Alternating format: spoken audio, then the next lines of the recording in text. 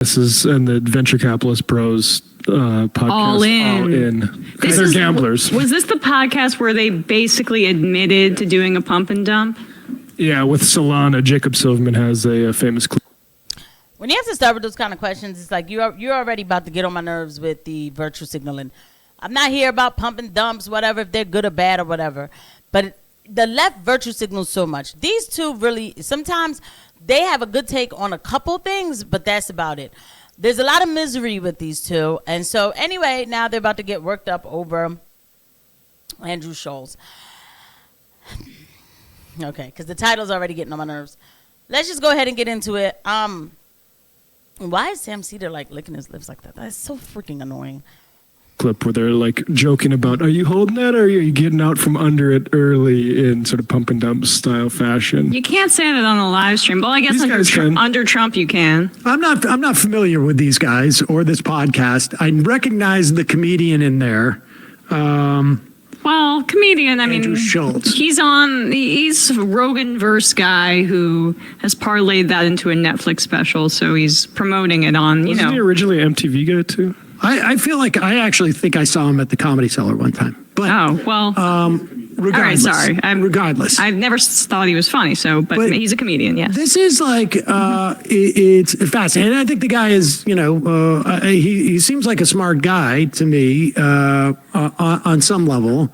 I saw like a podcast, I think it was his, where he was talking about the Theocrat, the exchange on Jubilee with the Theocrat that I was in. Mm-hmm. Somebody sent me that, but they weren't really addressing what we were talking about, and they apparently didn't see what the premise of the thing was, which is when I was arguing, if you're a Theocrat, you're going to be happy about Donald Trump. I don't care about arguing the morality, the philosophical basis of my morality. Haven't you read Foucault, sir? I don't know what deontological means. At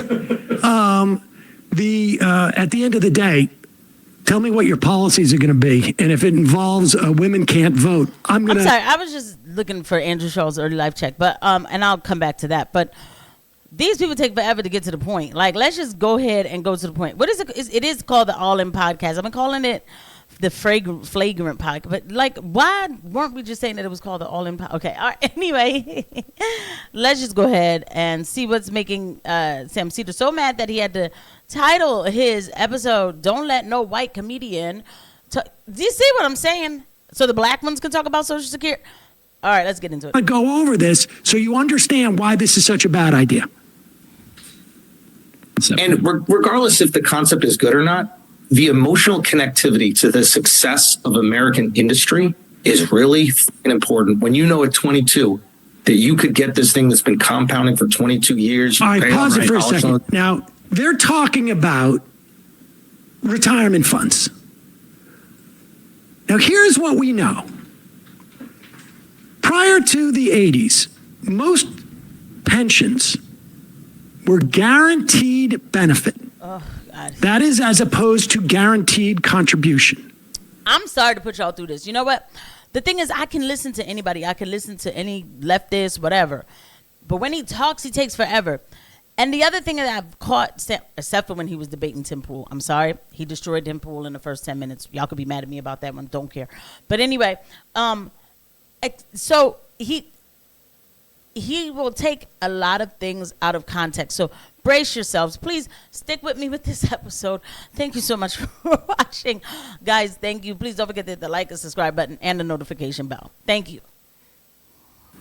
Guaranteed benefit means that when you're 21 or whatever age you are, 18 or 24, you get a job and they tell you part of your compensation package is that when you retire 20 years, 25 years from now, you're going to get X dollars a month.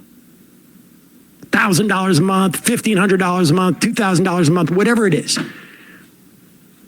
deferred compensation for you. Guaranteed, though, $2,000 a month. You can count on that. That is traditionally been one element of the three-legged stool that will provide for you in retirement. The other is just savings that you might have or assets. Maybe you bought a house and you sell it, you downsize, you take money from that. And the third is social insurance, which anchors it, and that is Social Security. That was the plan for Social Security. One leg of a three-legged stool, and it was the most secure one. In fact, so much so that they call it Social Security. In the 80s, because people didn't want to fund these pensions, We're almost there, y'all. they turned them into defined contribution. In other words, the amount of money that you pay in, that's defined.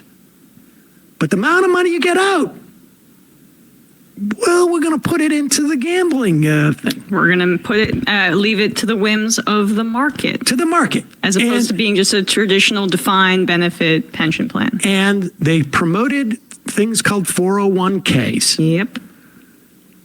And if you Google the words, Okay. the failure of the... There was a lot of, because it's like it's taking forever. Like this is not me covering fully Sam Seder. Like sometimes I have to watch his show, but like this is just, oh my God, get to the point. Yes, okay, that is explained correctly. You're right, and it isn't right. All this, the stuff that happened, the things that changed, and everything else. I'm not here to tell you that it is.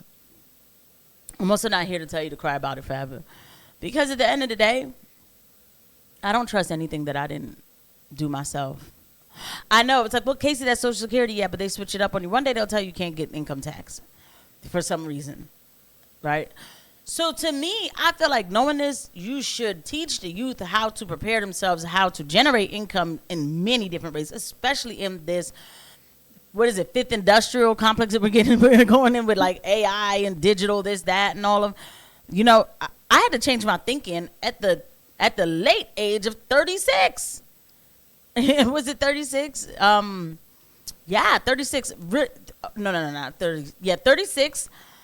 By 38, 39, I was like, I got to figure something else out. This ain't it.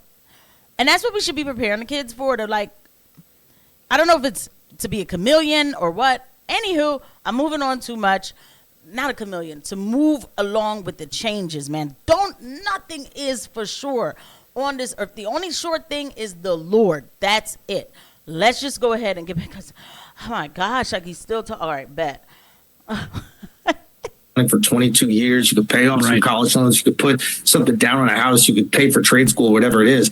I think you have a different energy towards America and its success. And then you have a lot less of these kids who are just like, America's this horrible place and capitalism is bad. Yeah, capitalism is bad when you're left behind. When you're invested in capitalism, it's okay. I'm sorry. This is actually perfect to pull up that chart just really quickly from FT. This is from Gallup. Sorry, guys. I refuse to do the chart thing.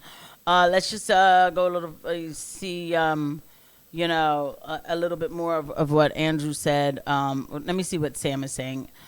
Schultz's argument is that you would get people to invest. If you get them to literally invest in America, it would raise those that polling. I mean, I wouldn't be surprised if it was in response to that. He's making this argument. Yeah, if everyone could get money for nothing, that would be great. I will also tell you that George W. Bush had a concept of ownership society. This is all part and parcel, and it sounds sexy if you have skin in the game in American industry, and you see the wonder of compounding interest. Well, just play. Sam Seder is I'm sorry, he is a subversive that you have to be careful for. He is. At least I could say about Andrew Schulz, who I believe has switched out his early life check on Wikipedia, and I don't care what anybody says. He's actually trying to talk about American prosperity. What Sam Seder just said just now about the ownership society and George Washington and almost trying to make it seem like it's a bad thing. I of course, not everybody's going to own something, but what is so wrong with people wanting to be owners and then you investing in? And of course, if I'm investing, if I got a business, yeah, I want to get involved with the changes that are going on in politics. I'm not one of those two, by the way, to say take money out of politics. I don't. I'll try to wrap all that up in the end. Sam Seder's something else. Absolutely. We're on the express train. Let me give you guys, I did an analysis. I wasn't sure if I should put it out, but I'll tell you guys the numbers.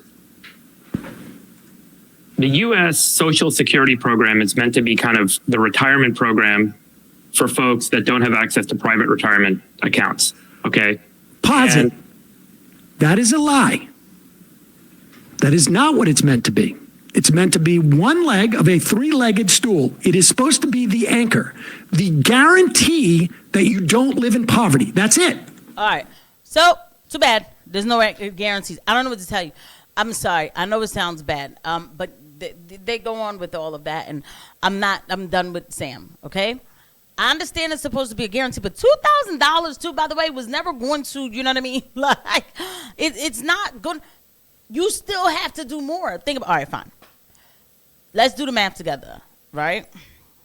I'm gonna pull out my phone. I'm pulling out my calculator, and okay, because these are the type of people to tell you that you should be able to live the rest of your life just fine, even if you're a cashier. All right, let's say they're paying cashiers $12 an hour today, right? 12 times 40 hours, right? That gives us $480 a week. And then let's times 4 equals, and then we times $480 a week times 4. That gives us equals $1,900. $1,920.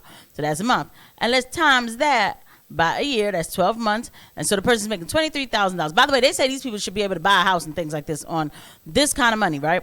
Now, let's say this person works for the next 50 years as a cashier. So now we're going to times this as 50. So they've made $1 million. Fine. They've made $1 million. Okay. After 50 years, they made $1,152,000 equals. Now we're gonna times it by a point because I think it's 10%. So you get $115,000 to live the rest of your life out. Technically, this is for a year. We don't live in 1930. That's the thing. What they probably should do was change it to take out more percentage from your paycheck, so then you could live it. So why don't we just cut half of the paycheck and prepare for when the people. It's not going to work. It was never supposed to be like this. Some things got in the way. I don't know. This is not a history class. But what I know is instead of complaining about it, right, that $2,000 a month, that's just to me something that you should have just never even been thinking about, and you just got to go out and get it. Go out and get it, okay? Because there's and then learn financial, wealth education. This is America still. I don't know in 5 years where we're really going to be. But, it's like, what are we going to do? It's not right. But at the same time, that $2,000 was never going to get you through all month. For the rest of your life. Please drop a comment below. Tell me, am I being wrong about saying this? I also have to touch on the point of, no let white comedian, the top. They got to stop because, I'm going to say it again, Sam is Jewish. He doesn't consider himself a white man. This is blatant racism. It is. It really is. It has to stop, especially, too, when I believe that Andrew Schulz, no matter how much I can't find it anymore, has Jewish roots. Okay? So it's like, guys, can we stop with the, the skin suit? Or can we just come out and say how we really feel? I'll see you guys at the next one. Bye.